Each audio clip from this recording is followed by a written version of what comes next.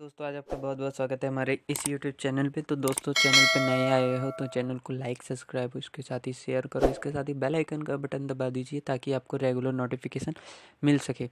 तो दोस्तों, आज टू द प्रोग्राम में हम लोग पढ़ने वाले बहुत ही इंटरेस्टिंग और बहुत ही इंपॉर्टेंट चैप्टर जिसमें से अधिकतर यूपीएससी एसएससी सीजीएल के एग्ज़ाम में पूछे जाते हैं इनमें से कुछ क्वेश्चन। तो दोस्तों, आज हम लोग पढ़ते हैं टू द प्रोग्राम में बहुत ही इंपॉर्टेंट चैप्टर पॉलिटिकल साइंस में। तो दोस्तों, आज शुरुआत करते हैं। नियोजित विकास की राजनीति। आज़ादी के बाद लगभग सभी इस बात पर सहमत थे कि भारत के विकास का अर्थ आर्थिक समृद्धि और आर्थिक सामाजिक न्याय दोनों ही है। इस बात पर भी सहमति थी कि आर्थिक विकास और सामाजिक आर्थिक न्याय को केवल व्यवसायी उद्योगपति व किसानों के भरोसे नहीं छोड़ा जा सकता। सरकार को प्रमुख भूमिका निभानी होगी। आज़ादी के वक्त विकास का पैमाना पश्चिमी देशों को माना जाता था।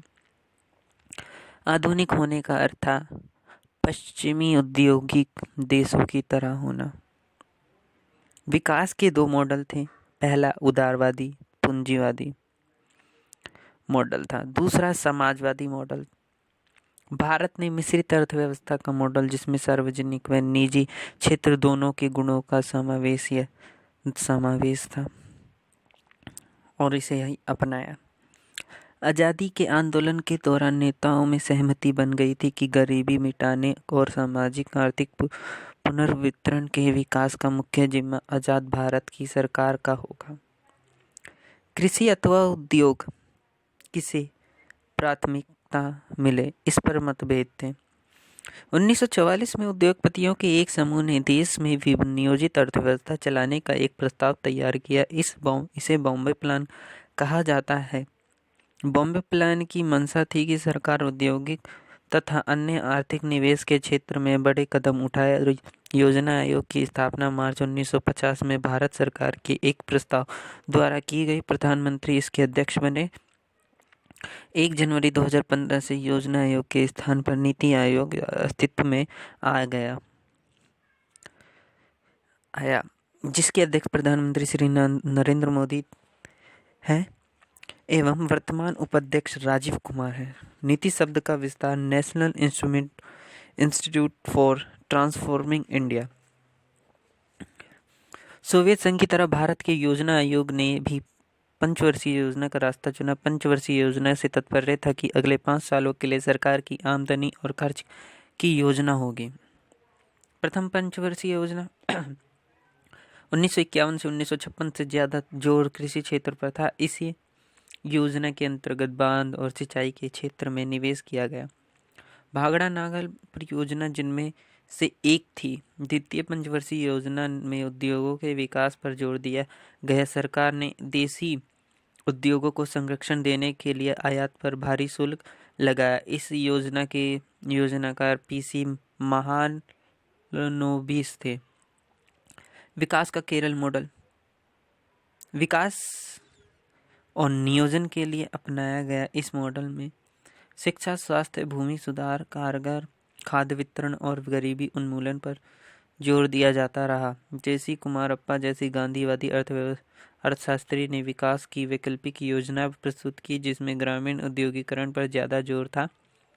चौधरी चरण सिंह ने भारतीय अर्थव्यवस्था के नियोजन में कृषि को केंद्र में रखने की बात प्रभावशाली तरीके से उठाई। भूमि सुधार के अंतर्गत जमींदारी प्रथा की समाप्ति, जमीन के छोटे छोटे टुकड़ों को एक साथ करना, चकबंदी और जो काश्तकार किसी दूसरे की जमीन बटाई पर जोत बो रहे थे उन्हें कानूनी सुरक्षा प्रदान करने व भूमि स्वामित्व सीमा कानून का निर्माण जैसे कदम उठाए गए। 1960 के दशक में सूखा व अकाल के कारण कृषि की दशा बद से बदतर हो गई। खाद्य संकट के कारण गेहूं का आयात करना पड़ा। हरित क्रांति। सरकार ने खाद्य सुरक्षा को सुनिश्चित करने के लिए एक नई रणनीति अपनाई जो कि हरित क्रांति के नाम से जानी जाती है। अब इन इलाकों पर ज़्यादा संसाधन लगाने का निर्णय किया जहां सिंचाई सुविधा मौजूद थी तथा किसान समृद्ध थे।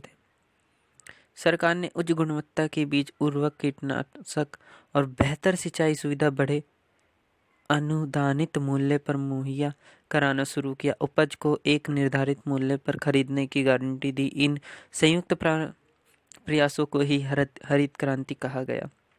भारत में हरित क्रांति के जनक एवं MS स्वामीनाथन को कहा जाता है।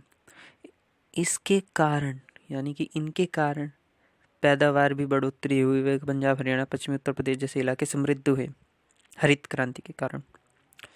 इसका नकारात्मक प्रभाव यह हुआ कि क्षेत्रीय व सामाजिक असमानता बढ़ी। हरित क्रांति के कारण गरीब किसान व बड़े भूस्वामी के बीच अंतर बढ़ा, जिसमें वामपंथी संगठनों पर उभार हुआ। मध्यम श्रेणी के भूस्वामित्व वाले किसानों का उभार हुआ। श्वेत क्रांति, मिल्कमैन ऑफ इंडिया के नाम से मशहूर वर्गीस कुरियन ने गुजरात सहकारी दुग्ध एवं विपणन परिसंघ में महत्वपूर्ण भूमिका निभाई और अमूल की शुरुआत की। इसमें गुजरात के 25 लाख दूध उत्पादक जुड़े। इस मॉडल के विस्तार को ही श्वेत क्रांति कहा गया। प्रमुख कृषि क्रांति व उनके उद्देश्य: हरित क्रांति खाद्यान्न उत्पादन बढ़ाना, श्वेत क्रांति दुग्ध उत्पादन बढ़ाना, पीली क्रांति तिलहन उत्पादन बढ़ाना, नील क्रांति मत्स्य उत्पादन बढ़ाना।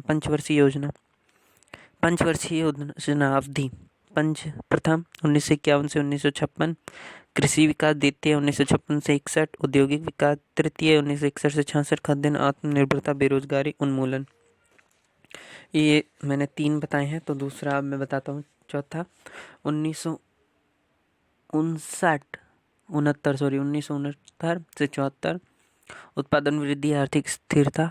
पांचवी पंचवर्षीय योजना 1974 से 1989, आत्मनिर्भरता दूर कराना मतलब करना। छठा 1980 से 85, ऊर्जा संसाधन विकास, कमजोर वर्ग की हित पूर्ति।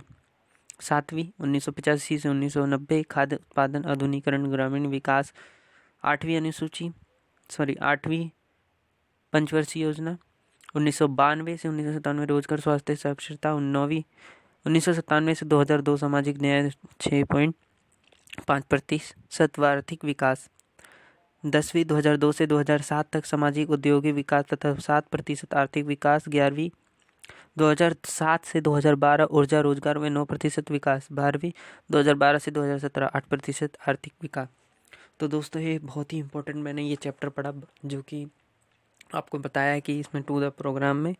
तो दोस्तों ये बहुत ही इंपॉर्टेंट चैप्टर है। अगर किसी भी गवर्नमेंट सर्विस की तैयारी कर रहे हैं तो इसमें से ज़रूर कुछ ना कुछ पूछ लिया जाता है। तो दोस्तों चैनल पे नया है तो चैनल पे लाइक, सब्सक्राइब, उसके साथ ही शेयर करो, इसके साथ ही बेल आइकन का बटन दबा दीजिए ताकि आपको रेगुलर नोटिफिकेशन मिल सके। तब तक के लिए धन्यवाद। जय हिंद।